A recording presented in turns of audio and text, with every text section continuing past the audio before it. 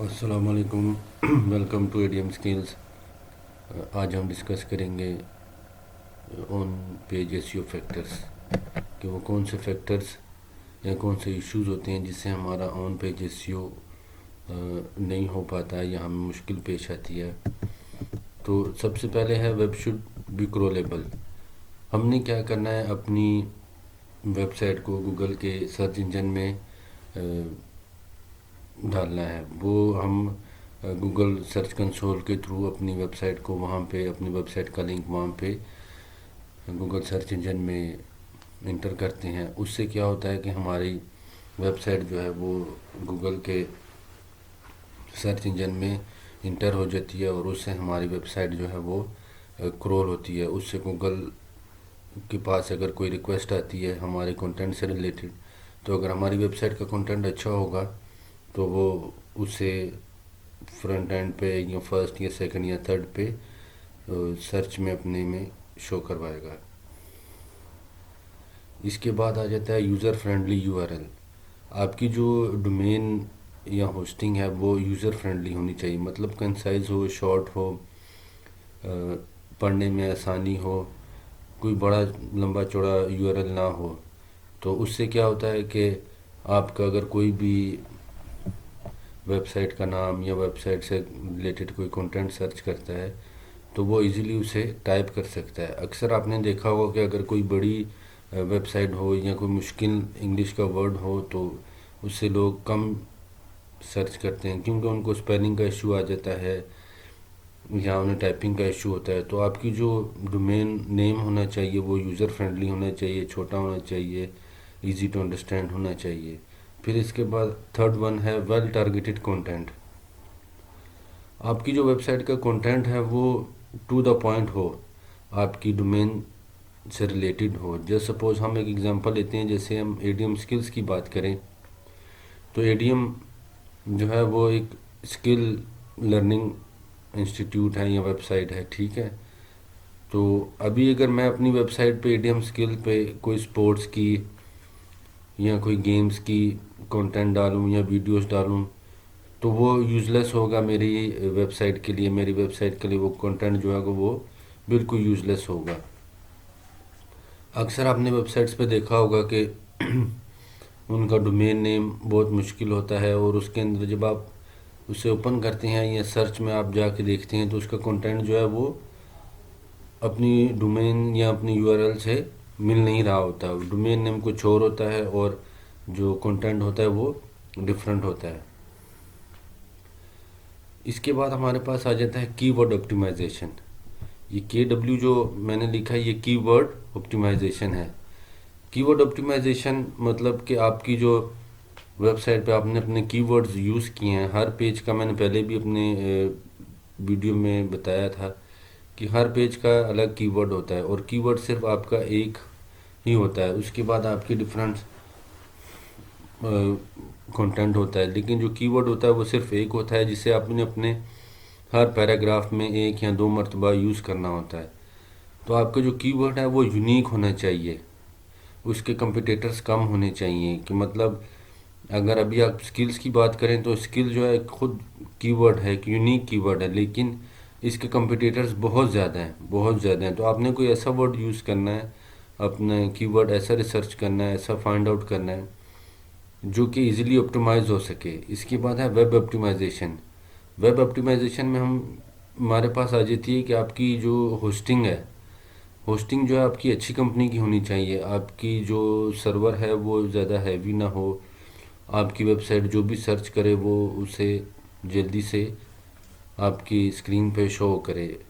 اس میں ہمارے پاس جو زیادہ میں پرابلم آتی ہے وہ سپیڈ کی آتی ہے کہ آپ نے کوئی بھی ویب سائٹ لکھی اور اس کے بعد وہ اس کے اوپر ٹائمر رن کر دیتا ہے. اس میں موسٹلی ایسا ہوتا ہے کہ سرور ڈاؤن ہوتا ہے یا سرور ہیوی ہوتا ہے. آپ کی ویب سائٹ خود سے بہت ہیوی ہوتی ہے کہ اس میں آپ نے بہت سارے امیجز، ویڈیوز، کنٹینٹ ڈالے ہوتے ہیں.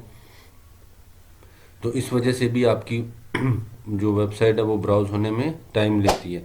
تو آپ نے ویب آپٹیمائزیشن کا بھی بہت خیال کرنا ہے. اس کے بعد ہمارے پاس آ جاتا ہے امیج آپٹیمائزیشن.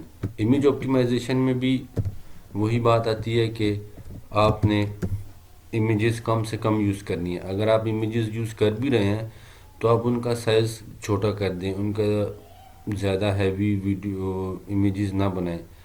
جیسے کہ ایڈوب پہ اگر آپ کوئی بھی امیج بناتے ہیں اس میں آپ بہت سارے کلر یوز کرتے ہیں, ٹیکسٹ یوز کرتے ہیں, امیج کے اوپر آپ امیج پیسٹ کرتے ہیں, تو اس سے کیا ہوتا ہے پیش آتی ہے, کیونکہ آپ کی امیج جو ہے وہ بہت ہیوی ہے, وہ کے بی بہت زیادہ کے بیز میں ہے. اب زیادہ بھی اگر آپ کی امیج ہو تو وہ 10 کے بی یا 12 کے بی یا 8 کے بی سے زیادہ کی امیجز آپ اپنی ویب پیج پہ یوز نہ کریں, تاکہ آپ کا جو پیج ہے وہ زیادہ ہیوی نہ ہو. اس کے بعد ہمارے پاس آ جاتا ہے ریڈیبلٹی کنٹینٹ. مینس کہ آپ نے جو بھی اپنے ویب پہ پیراگرافس لکھے ہیں وہ ریڈیبل ہونے چاہیے. وہ اس میں زیادہ وکیبلریز یوز نہ کریں, زیادہ مشکل انگلش نہ یوز کریں, اور زیادہ آپ اس میں فضول باتیں نہ کریں. ٹو دا پوائنٹ بات ہو اور ایزی ٹو انڈرسٹینڈ ہو, زیادہ مشکل انگلش نہ ہو. میں نے پہلے بھی ڈسکس کیا تھا کہ ہم وہ کنٹینٹ یوز کرتے ہیں جو ہر کسی کے لیے انڈرسٹینڈیبل ہو.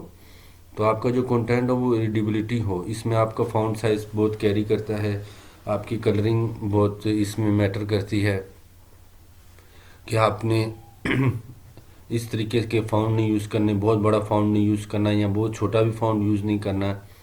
آپ نے جو پیراگراف کا ہیڈنگ ہے وہ آپ نے پورے اپنے ایک پیج پہ صرف ایک H1 ہیڈنگ آپ یوز کرتے ہیں, باقی جو ہیں وہ آپ H2 یا H3 ہیڈنگز یوز کرتے ہیں. اور جو پیراگراف ہوتا ہے وہ آپ کے 114 ہے, اس سے زیادہ نہ بڑا ہو نہ زیادہ چھوٹا ہو, کیونکہ اگر آپ 14 سے کم یوز کریں گے تو وہ پڑھنے میں مشکل ہوگی. اگر وہ بہت زیادہ بڑا یوز کریں گے تو وہ آپ کی ویب سائٹ پہ برا لگے گا. تو ریڈیبلٹی کنٹینٹ ہونا چاہیے. موبائل فرینڈلی, ٹھیک ہے. موبائل فرینڈلی مینس کہ آپ نے جو بھی اپنی ویب سائٹ بنائی ہے وہ موبائل پہ ایزیلی اوپن ہو, اس کا موبائل کا سٹرکچر ہونا چاہیے. اکثر آپ نے سائٹ دیکھا ہوگا کہ اس میں براؤزر کمپیٹیبلٹی نہیں ہوتی.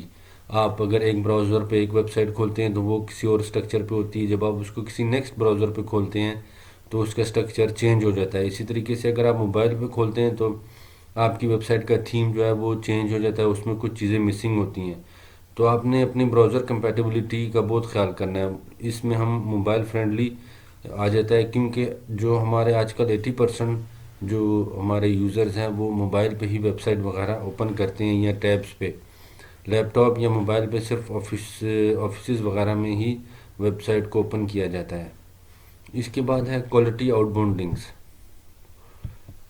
یہ بہت ضروری ہے, اکثر لوگوں کو اس کا پتہ نہیں ہوتا ہے. اس کی وجہ یہ ہے کہ جب آپ اپنے ویب سائٹ کو گوگل سرچ کنسول میں انٹر کرتے ہیں تو اگر آپ کا ایک بھی ویب سائٹ کا لنک یا پیجز کے لنک یا کوئی بھی آپ نے اپنی امیج پر لنک ڈالا ہے وہ پراپر ورک نہیں کر رہا, تو جو گوگل کا کرولر ہے وہ اسے ریڈ آؤٹ نہیں کرے گا.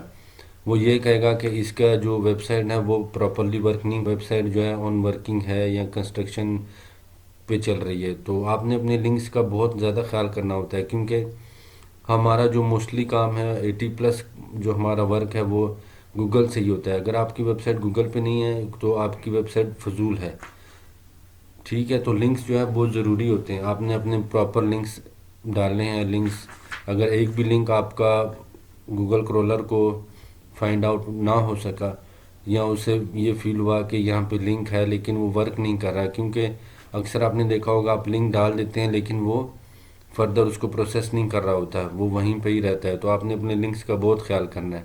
اس کے بعد آ جاتا ہے ہمارے پاس تو ویب سائٹ سٹرکچر کی. اگر ہم بات کریں تو ویب سائٹ کا جو آپ کا سٹرکچر ہے وہ سمپل ہونا چاہیے, خوبصورت ہونا چاہیے. اس میں زیادہ کلرز آپ یوز نہ کریں, سمپل سا ہو لیکن خوبصورت ہو, تاکہ کوئی بھی آپ کی ویب سائٹ پہ وزٹ کرے, جو بھی ٹریفک آپ کی ویب سائٹ پہ آئے تو اسے لگے کہ یہ ویب سائٹ ایک پروفیشنل ویب سائٹ ہے, نہ کہ یہ ان پروفیشنل ویب سائٹ ہے.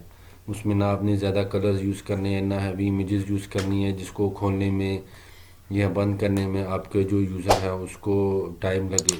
تو آپ نے اپنی ویب سائٹ کا سٹرکچر خوبصورت اور سمپل سا بنانا ہے. تو یہ ہمارے میجر فیکٹرز ہیں جو کہ ہمیں آن پیج ایس.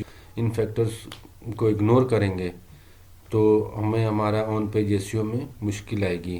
کیونکہ ہمارا جو موسٹلی کام ہے وہ گوگل سے ہے، تو گوگل بھی یہ ان سب چیزوں کو نوٹ کرتا ہے کہ اس کے لنک صحیح ہیں، اس کی ویب سائٹ زیادہ ہیوی نہیں ہے، اس کی ویب سائٹ سمپل ہے، اس کی ویب سائٹ میں نالجیبل کنٹینٹ ہے. تو ان چیزوں کو آپ نے اپنی نظر میں رکھ کے اپنا آن پیج SEO کریٹ کرنا ہے.